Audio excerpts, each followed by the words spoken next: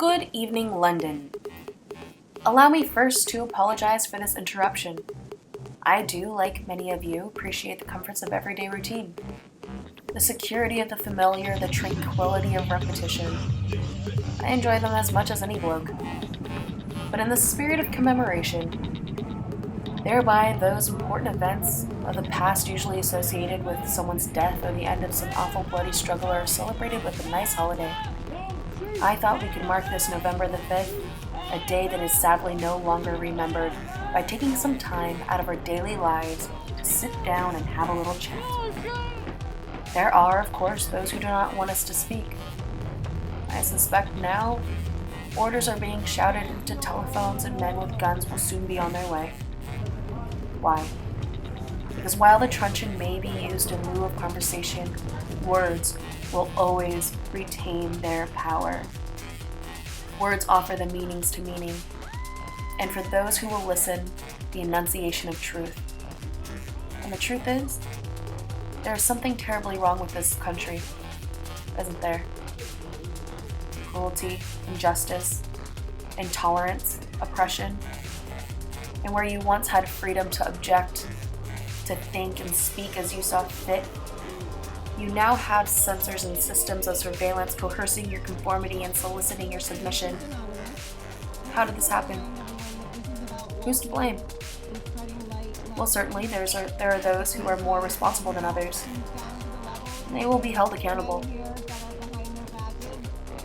But again, truth be told, if you are looking for the guilty, you need only look into a mirror. I know why you did it. I know you were afraid. It wouldn't be. War, terror, disease.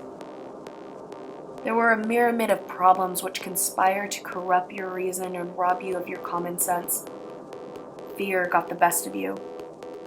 And in your panic, you turned to the now High Chancellor, Adam Settler. He promised you order, promised you peace, and all he demanded in return was your silent, obedient consent. Last night, I sought out to end that silence. Last night, I destroyed the Old Bailey to remind this country of what has forgotten. More than 400 years ago, a great citizen wished to embed the 5th of November in our memories forever. His hope was to remind the world that fairness, justice, and freedom are more than words. They are perspectives.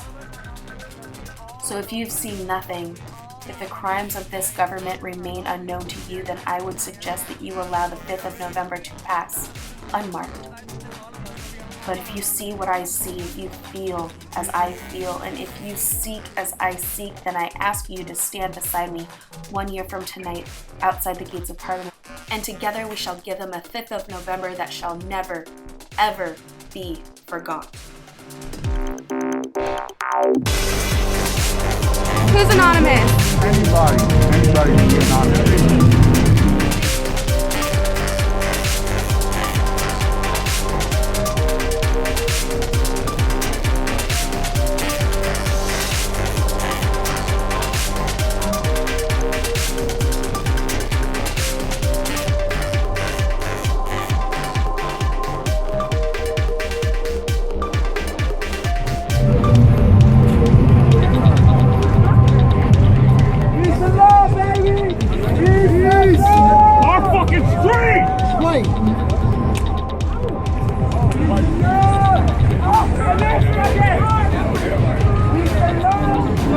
Who's anonymous? Anonymous is everybody, anonymous is nobody. Anonymous is your neighbor, your teacher, your mother, your child. It's the person that's representing you in the court of law. It's the person who's representing you on the street, asking for change, really getting by. Anonymous is an idea, it's not a person.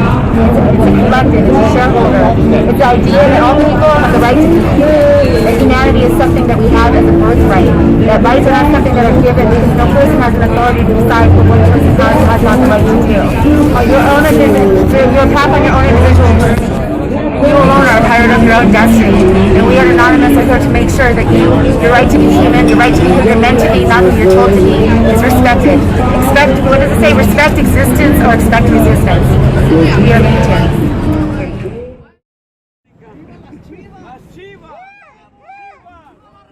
All power to the people! All power to the people! Can I get a fuck the police? Listen, y'all. We know for a fact a police officer, someone with a badge, committed a crime, murder, homicide,